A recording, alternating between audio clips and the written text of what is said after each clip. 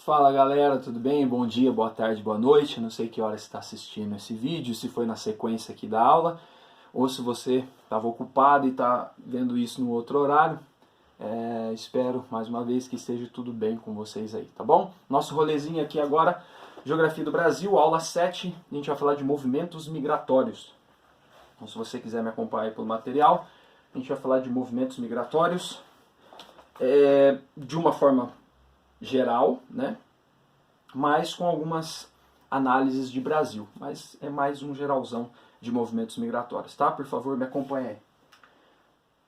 Eu coloquei aqui essa imagem para a gente pensar que a movimentação humana, ela não é um fenômeno recente. Por mais que agora, né, impactado pelas notícias, né, a crise migratória não sei na onde, os refugiados e tal, parece que isso é um fenômeno recente. Não é. Se a gente olhar ao longo da história, você tem movimentações fantásticas, né? Desde o surgimento do homem, do Homo sapiens, né, ou os hominídeos ali na África, você tem uma grande movimentação que vai fazer a nossa espécie se espalhar pelo planeta, né? Então isso não é novidade.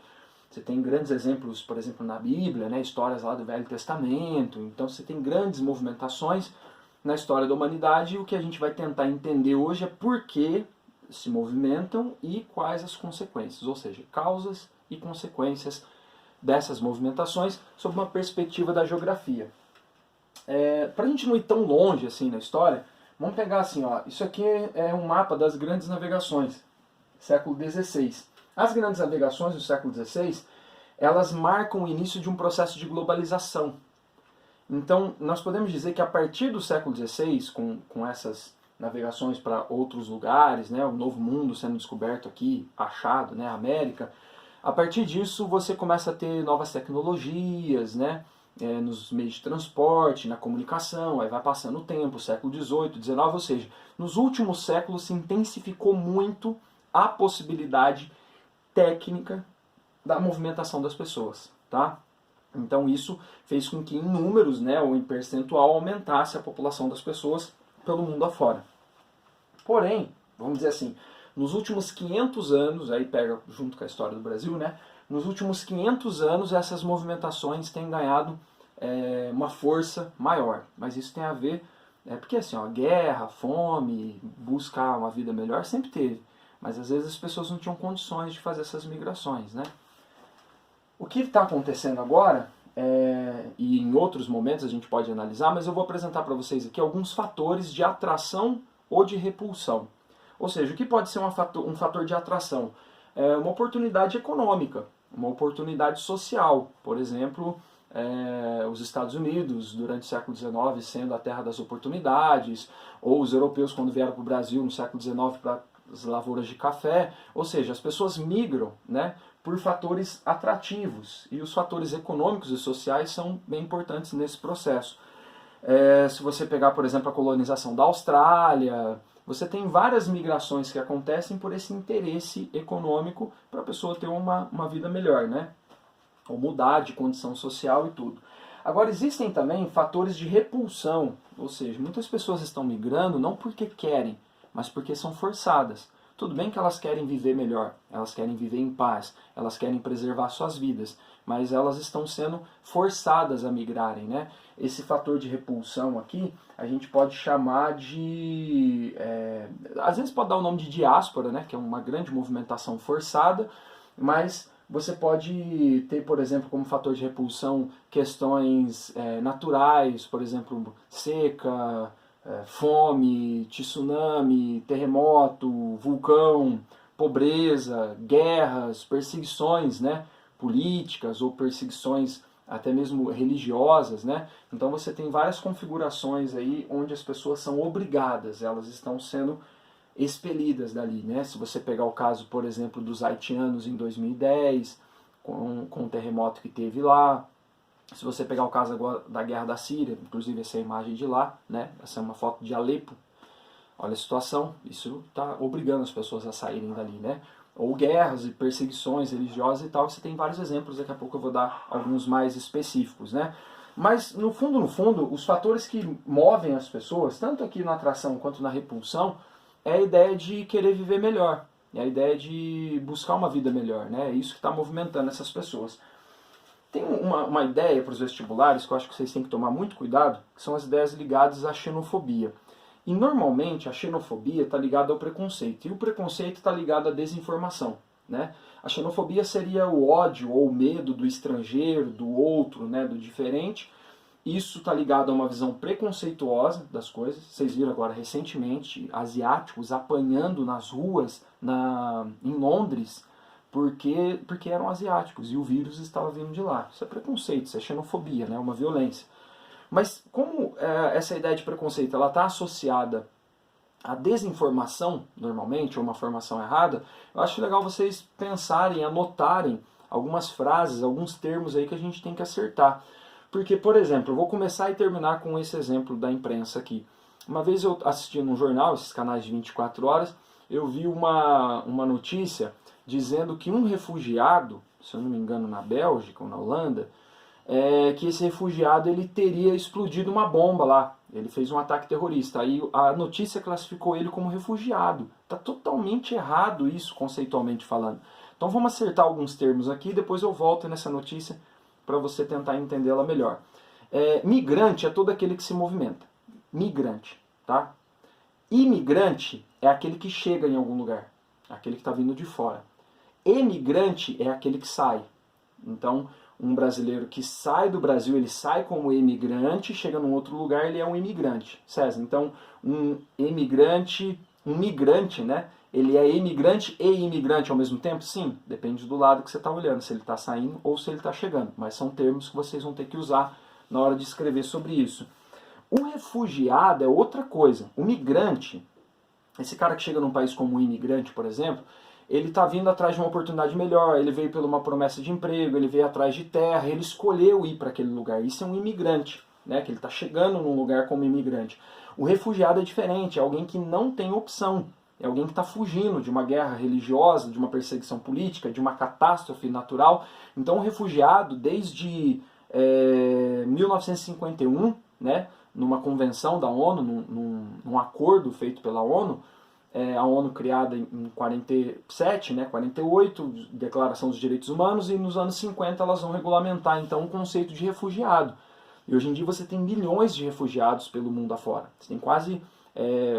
são centenas de milhões, né? Se eu não me engano, acho que 800 milhões de pessoas refugiadas no mundo hoje em algum lugar. Então é muita gente refugiada, tá? Se eu não acertei o número, depois eu acerto no material com vocês. Mas são muitas milhões de pessoas refugiadas ainda hoje. Ou seja, aquela pessoa que foi obrigada a sair do lugar onde ela estava. Ela não queria ter saído. Se ela pudesse, ela ficaria até. Mas ela teve que sair por um desses motivos, tá? Então, a notícia... que traz um refugiado como se fosse um terrorista, olha o tanto que ela está errada, porque se você pensar assim, ó, vamos lá, outros termos, né, que a gente poderia acertar aqui. Um árabe. O que é um árabe? Um árabe é alguém que lê e escreve na língua árabe, normalmente nascido ali no Oriente Médio ou no norte da África. Você tem um mundo também asiático ali, que é o mundo árabe, que eles consideram, né? Mas é só alguém que fala e escreve em árabe, na língua árabe.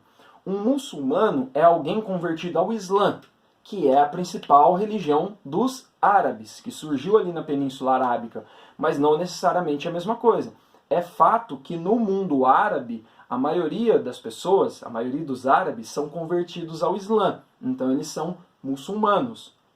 Mas eu posso ser um muçulmano. Muçulmano é só aquele que é convertido ao Islã. Mas eu nunca posso ser um árabe, porque eu não nasci lá e eu não falo essa língua e não escrevo em árabe, tá? Então muçulmano pode ser, árabe não. Um árabe pode ser cristão? Pode. Um árabe pode ser ateu? Pode. Um árabe pode ser...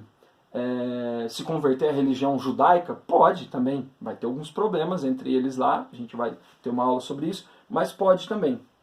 Então perceba o seguinte, dentro do mundo islâmico, você tem vários grupos, né, várias separações, os xiitas, os sunitas, e aí você tem grupos que lutam por algumas questões locais que são considerados as pessoas que vivem o Islã ao extremo, que são grupos extremistas, que vivem dentro da fé islâmica e são bem extremos ao vivenciar a sua fé. Não são terroristas. Mas aí dentro desses grupos extremos você tem os grupos radicais, que vão além, que vão mais na raiz da situação de viver o islamismo. Depois nós vamos ter uma aula para isso, mas de viver o islamismo na sua radicalidade, mas ainda não é terrorista. E dentro desses grupos, muçulmanos extremos radicais, aí você tem os muçulmanos extremos radicais terroristas. Aí você tem células terroristas dentro desse processo. Ou seja, um cara que explodiu uma bomba, que esteja ligado a esse grupo, um cara que explodiu uma bomba lá na Bélgica ou na Holanda e foi classificado como refugiado, você desconsiderou todo esse processo. Se ele é refugiado, passou pela ideia de se ele é árabe ou não, se ele é muçulmano ou não, se ele é muçulmano extremista, se ele é muçulmano extremista radical, se ele é muçulmano extremista radical terrorista. Uma pessoa que explode uma bomba, ela só deve ser classificada como terrorista. Tanto faz o grupo que ela pertence, ele é um terrorista, é um criminoso. Então quando a pessoa fala assim, um refugiado explodiu uma bomba, você vai ficar com medo de todos os refugiados. Aí a gente cai na ideia da xenofobia, tá? Então precisa ir acertando esses termos, leituras bem cuidadosas das notícias que vocês estão vendo, porque a gente tem esse preconceito, né? Ele vem a partir das ideias da gente não conseguir relativizar o outro, ou a cultura do outro, né? Nós temos vários preconceitos com a cultura do outro. Eu estou vendo agora, por exemplo, práticas de xenofobia, inclusive no Brasil, grupos aí próximos de vocês, WhatsApp, Facebook, infelizmente autoridades, né, no governo dizendo, quando o ministro da Educação, por exemplo, diz que ataca os chineses, dizendo que lá eles comem tudo que o sol ilumina, é uma questão cultural que precisa ser entendida, a ideia deles comerem outros bichos. Às vezes pessoas que aqui, às vezes têm dó do cachorro, do morcego, não sei o que, aqui come porco, sabe? Na Índia não se come vaca, aqui come. Então você precisa praticar um relativismo cultural, porque senão você começa a medir os outros pela régua da sua cultura. E aí quem não se encaixa é inferior a você. Quando você faz isso, você está praticando etnocentrismo. Isso não é legal. A xenofobia, normalmente, ela está ligada a essa ideia de etnocentrismo. Por quê? Aqui nós somos cristãos. E você? Você é hindu. Então você não serve. E aí nós temos preconceito. E temos ódio, violência, medo, né? Com tudo isso. Então é preciso relativizar, né? Aquilo que parece certo para você é certo dentro do seu contexto, da sua cultura. E aquilo que parece certo para o outro é certo naquele contexto, naquela cultura. Não tem o certo e o errado, tem só o diferente. Não tem uma cultura ou práticas, né, culturas melhores ou piores. Você tem situações em que você precisa relativizar o contexto de cada lugar para entender, porque num lugar se come cachorro, por exemplo, e no outro lugar se come porco ou vaca, né? Para algumas culturas isso é inconcebível. Um churrasco, por exemplo, de boi. Para outras culturas isso é concebível, como a nossa, por exemplo. Então a gente tem que tomar cuidado para não ficar com essa régua, né, apontando para os outros. Tudo bem? Tomem cuidado com isso, então. Essas notícias, né, elas podem ser trabalhadas nos vestibulares com vocês nessa situação. Bom, temos fluxos migratórios mais recentes. Se a gente pegar do século XIX para cá, eu vou dar alguns exemplos para vocês. Século XIX, século XX e século XXI. Por exemplo, os Estados Unidos foi o país que mais recebeu imigrantes na história. Os Estados Unidos é um país composto basicamente por imigrantes. Os índios que eles tinham lá, eles mataram quase todos também. Os Estados Unidos é um país de imigrantes. No século XIX foi uma grande leva de gente para lá por conta dessa tal da terra das oportunidades, né, que os Estados Unidos eram considerados. A Europa, durante o século XIX e o começo do século XX, foi um lugar que foi um repulsor de pessoas, né? Muitas pessoas saíam da Europa e foram para os Estados Unidos, vieram para a América e tal. Então você tem momentos diferentes nessas migrações. Isso aqui é uma foto de um navio, não sei se está muito nítido aí, de um navio chegando nos Estados Unidos no século XIX com imigrantes. Ou, por exemplo, nessa aqui, você tem no próprio filme do Titanic, né? Tem um contexto ali de imigração, a hora que a galera, o pessoal mais pobre está entrando no navio para morar nos Estados Unidos. Isso aqui é os imigrantes chegando nos Estados Unidos, ó, finzinho do século XIX, começo do século XX, muita gente chegando nos Estados Unidos. E aí hoje é curioso que você tem uma política anti-imigração, né? Às vezes até xenofóbica, que diz coisas distorcidas sobre as pessoas, do presidente Donald Trump nos Estados Unidos, com a ideia de fazer um grande muro na fronteira com o México e tal, mas Eu não sei, mas o Trump não parece com os indígenas dos Estados Unidos. Ele não é um nativo de lá, de algum lugar. Ele veio num outro momento. A ideia aqui não é dizer se os países estão certos ou não, necessariamente, de abrir ou não suas fronteiras. É lógico que isso tem uma questão econômica, social envolvida. Mas a ideia é de pensar que esse grupo que hoje, às vezes, controla a fronteira do país, já foi imigrante, já foi refugiado em um outro momento. Os Estados Unidos recebeu muitos perseguidos religiosos, por exemplo, da Inglaterra, né? No começo da sua colonização. Isso para não falar do Brasil, ó. Esse é um navio de imigrantes europeus chegando no Brasil no final do século XIX, começo do século XX. Olha isso. Isso aqui, ó, fotos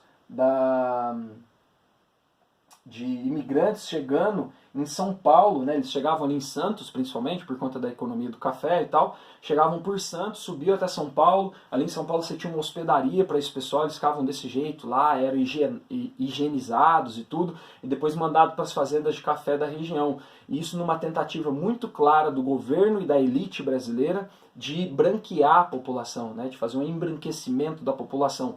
Na medida em que a escravidão ia acabando, né, ou pelo menos o movimento abolicionista mostrava que a escravidão teria um fim, e só lembrando que o Brasil foi o último país do Ocidente a acabar com a escravidão, a Lei Áurea de 1888, 13 de maio, então você já começa com um processo de substituição de mão de obra, trocar os negros escravizados por trabalhadores brancos europeus. O Brasil nunca quis ser filho da América ou da África. A elite brasileira queria ser filha da Europa. E aí você tem uma barca de gente que chega, mas não é cruzeiro que está chegando, é galera refugiada. Olha essa foto aqui, galera. Olha isso, o povo chegando aqui no Brasil para tentar a vida, para poder trabalhar, né? Uma galera, uma situação bem parecida até com essa de muitas pessoas que tentam entrar na Europa hoje, né? O movimento se inverteu. A Europa, que num determinado momento, século XIX, século XX, mandou muitas pessoas, né, para outros lugares do mundo, agora tende a receber. Isso tem a ver com os momentos econômicos ou de paz dos lugares, né? E aí, no caso do Brasil, especificamente, você tem outros movimentos importantes, não só esse aí no século XIX, começo do século XX, mas isso aqui, por exemplo, ó, é de 2011, 2012, teve um terremoto no Haiti em 2010 e destruiu 9 em cada 10 prédios lá. E aí o pessoal começou a se refugiar em outros países. E o Brasil,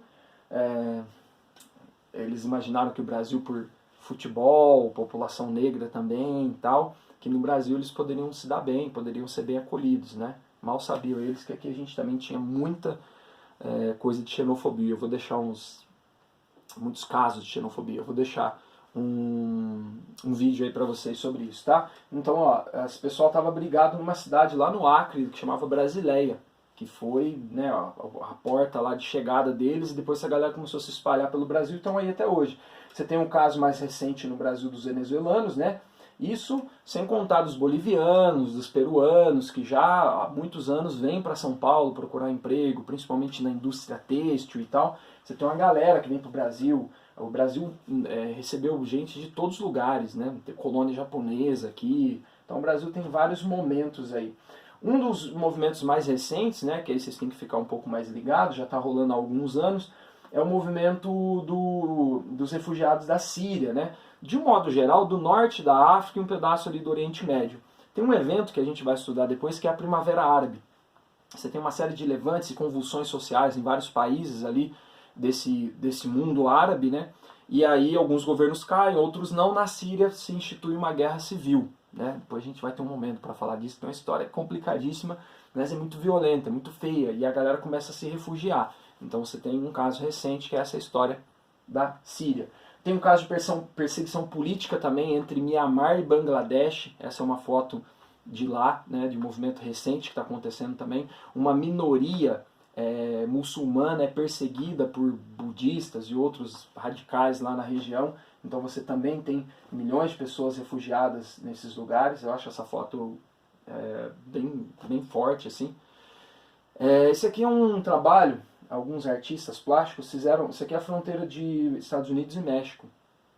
Aí eles fizeram umas gangorras aqui, onde as pessoas têm algum tipo de interação ali, né? Essa fronteira dos Estados Unidos, ela é sempre tem alguma manifestação lá sobre uma determinada coisa, né?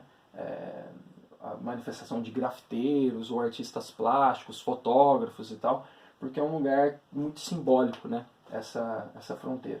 Tem alguns filmes que eu queria indicar para vocês sobre essa história de imigração, imigrantes, fronteiras e tal. Um deles é esse aqui, é um filme que foi feito sobre a biografia de um brasileiro chamado Jean Charles de Menezes. O Jean Charles ele foi para o Reino Unido, né? Estava lá como imigrante, estava ilegal lá, não estava com a documentação regularizada, mas estava trabalhando. E num dia, perto de uns atentados que tinham acontecido ali, a polícia londrina ela nem anda armada, né? Mas nesse momento estava nessa operação no metrô. Pediram para ele parar no metrô, né? E ele não parou, ele pulou a catraca e achou que era imigração e correu para entrar no trem. A polícia correu atrás dele, entrou dentro do trem, matou ele com 8 tiros dentro do metrô. Isso é uma vergonha na nossa diplomacia, porque o Brasil foi muito bundão nessa história. E ele estava lá com a marmitinha dele indo trabalhar, achou que era imigração, correu, a galera achou que ele era um terrorista, né? Um rapaz com o biotipo dele, depois vocês assistam um filme, correndo com a mochila nas costas, fugindo da polícia, é terrorista, pode alvejar. Vários tiros, inclusive, que deram nele, pegaram na cabeça. E esse filme aqui com o Selton Mello conta a história dele. Não só esse, mas tem um filme muito legal do Tom Hanks também, que é legal para entender um pouco essa atmosfera de fronteira, de nacionalidade e tal, que chama O Terminal, um filme com o Tom Hanks, né? Depois você tem eu vou colocar para vocês 3 matérias aí, 2 do CQC e uma do Profissão Repórter sobre as migrações, tá? Se eu lembrar de mais alguma no momento que eu estiver postando o vídeo, eu coloco para vocês também. Sei que vocês não têm tanto tempo assim, mas gosto de deixar lá um material para vocês olharem com calma depois. Algumas outras coisas que nós podemos falar aqui, alguns termos que vocês podem encontrar nos textos, né, nas questões, que são importantes. O êxodo rural é quando você tem uma grande movimentação do campo, né, do ambiente rural, para a cidade. Então você tem um grande deslocamento campo-cidade.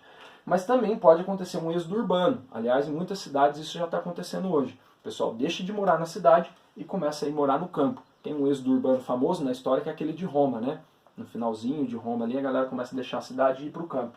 Então êxodo rural, êxodo urbano. Você tem também as migrações internas, e no caso do Brasil a gente tem muitas famosas, né? Por exemplo, uma delas, migrantes, né, do Nordeste vindo para a região Sudeste nos anos 40, 50, 60, uma grande onda migratória para formar São Paulo, para formar o Rio de Janeiro, né?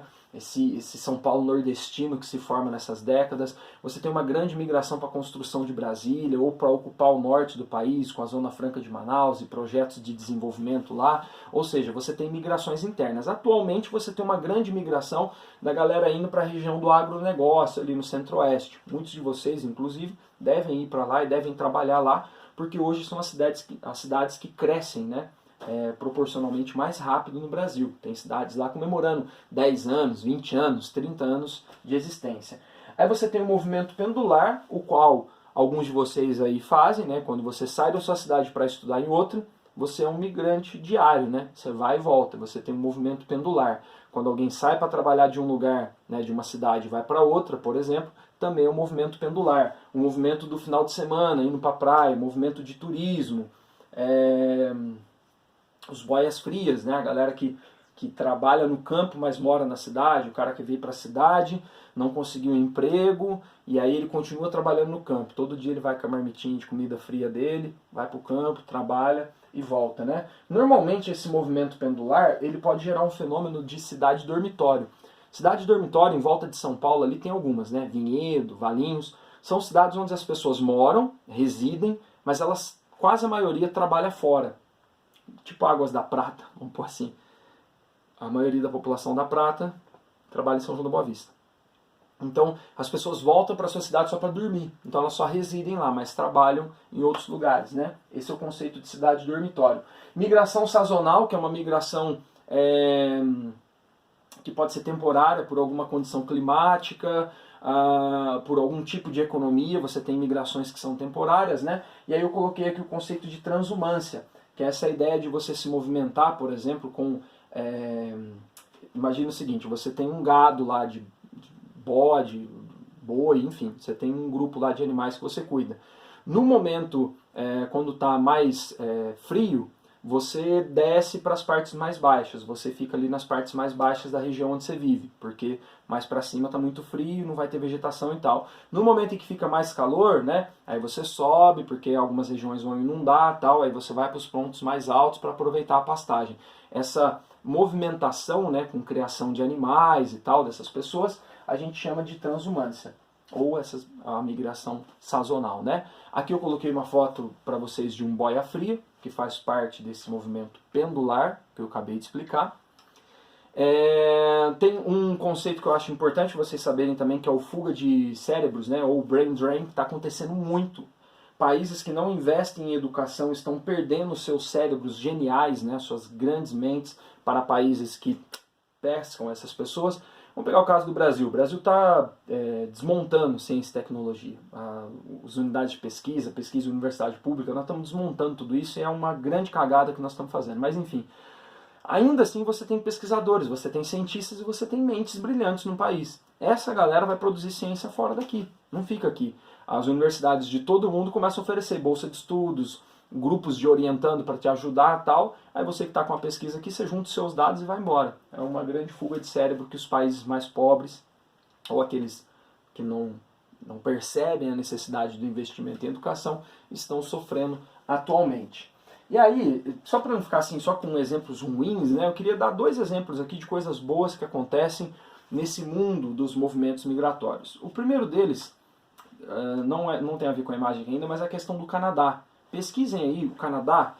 O Canadá tem um ministério de multiculturalidade. Ou seja, o governo canadense, junto com a sociedade canadense, acredita que a multiculturalidade, ou seja, a mistura na sociedade, faz bem para o país. E eles estão espertos em pensar nisso. E aí você tem então um setor lá que cuida das migrações. E agora está tudo parado, né, por conta aí do Covid-19. Mas você tem um setor que faz essa integração das pessoas e a sociedade ajuda a fazer essa integração. Então pesquisem que bons exemplos vêm do Canadá, nessa questão da multiculturalidade, né, nessa ideia de pensar no mundo de forma globalizada. Você tem exemplos bons. E um outro exemplo bom é esse aqui. Não sei se vocês lembram desse. Assim que começou ali a crise dos refugiados, vários campos de refugiados, o pessoal tentando entrar na Europa com a crise e tal, o Papa Francisco visitou um dos campos de refugiados mais antigos que tinha, que era na Grécia. E ao chegar lá na Grécia, ele foi com o avião do Vaticano e tal, fez uma visita, a maioria do pessoal ali nem é católico, né, é católico apostólico romano, foi muito bem recebido, e o que ele fez? Estando lá visitando essas famílias, ele pediu para conversar com as 2 famílias mais antigas do campo de concentração, é que parece, tá? Mas é um campo de refugiado. Das 2 famílias mais antigas, as que chegaram ali primeiro. E aí essas 2 famílias davam 12 pessoas. O Papa Francisco pegou essas 12 pessoas e levou para morar no Vaticano. Estão lá até hoje, trabalhando e morando no Vaticano. Ou seja, ele deu um recado para a comunidade internacional, falando que o Vaticano fez a parte deles, porque tem uma população pequenininha e fez o que deu para fazer. Se cada país fizesse um pouco disso, talvez a situação ficasse melhor. Eu tô com o Papa Francisco quando ele diz que somos todos migrantes, galera. Pensa você aí, de onde veio sua família? Sua família é nativa aqui do Brasil? Todo mundo? Você tem alguma mistura de indígenas, negros, africanos, europeus? Então a sua família já foi migrante num outro momento. Tá todo mundo indo de um lado para o outro, né? Então a gente precisa praticar a tolerância, a empatia e ao mesmo tempo estudar os processos históricos, para a gente não bater no peito e falar que a gente não quer o imigrante aqui hoje, porque ontem você foi um imigrante. É bom que vocês saibam disso, né? Que você é fruto dessas movimentações também. Tudo bem, pessoal? Essa foi então a nossa aulinha aí, 7 movimentos migratórios. Finalizo aqui o rolê, vou estar com vocês na sequência para tirar algumas dúvidas, né? Hoje nós falamos aqui desde a parte dos fatores, né, que fazem as pessoas movimentar e tal, nessa grande história de movimentações. Tentei quebrar com vocês algumas ideias de preconceito, né, de alguns termos que devem ser melhor empregados. Falamos de alguns processos, por exemplo, nos Estados Unidos, no Brasil e algumas coisas onde estão acontecendo algumas coisas hoje. E aí, por fim, eu indiquei alguns conceitos aqui, expliquei alguns termos para vocês e dei alguns bons exemplos de quem está lidando com essa política migratória pelo mundo afora, tá bom? Durante o ano a gente tem outros assuntos que vão se relacionar com a imigração, com essas crises e tal. A gente volta especificamente para isso e eu vou fazer, mesmo não sendo presencial, né, uma aula sobre atualidades para a gente saber exatamente qual é a questão em cada lugar hoje no mundão aí. Combinados? Muito obrigado então, até semana que vem, até a próxima, valeu!